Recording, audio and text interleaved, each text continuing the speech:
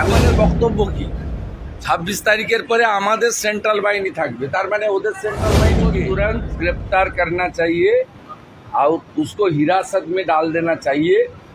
till the completion of हमारे বক্তব্য কি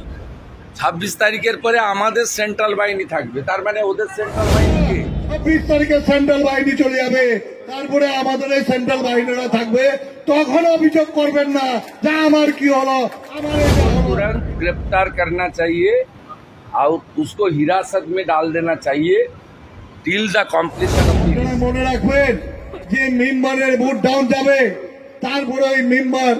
থাকতে পারবে কি না পারবে ওই মেম্বারকে মাইনাস করে দিয়ে কিন্তু আমরা নেতাদের দিয়ে 90% করে ভোট বুথে লাগবে নইলে সেই মেম্বার সেই প্রধান সেই লিডারের সঙ্গে আমরা হিসাব কিতাব করব সেন্ট্রাল গভর্নমেন্টের ফোর্স 26 তারিখ পর্যন্ত থাকবে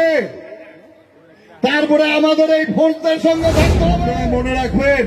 যে মেম্বারের ভোট ডাউন যাবে তারপরে ওই মেম্বার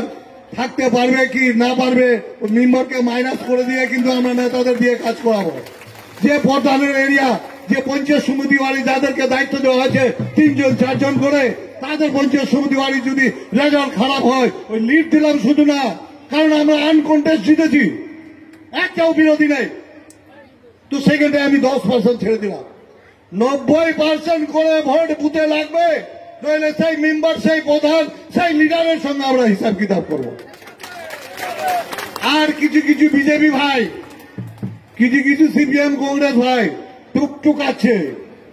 আমি তাদের অনুরোধ করছি যে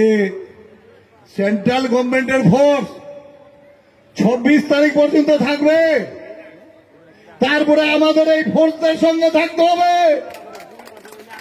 আমরা সত্যি কথা বলছি বিজেপি যদি কোনো কাজ করে থাকে দেখান আমরা সব বিজেপিতে যাব কংগ্রেস যদি কোনো উন্নয়নের কাজ করে দেখাইছে দেখান আমরা সহ যাব সিপিএম যদি করে দেখাইছে আমরা যাব সিপিএম নইলে আমরা বলছি অনুরোধ করে আহ্বান করে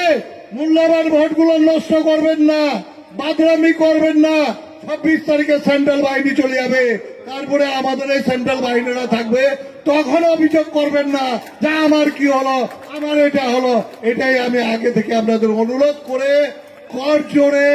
হাত ধরে বলতেছি ভোটগুলো নষ্ট করবেন না তাই আমি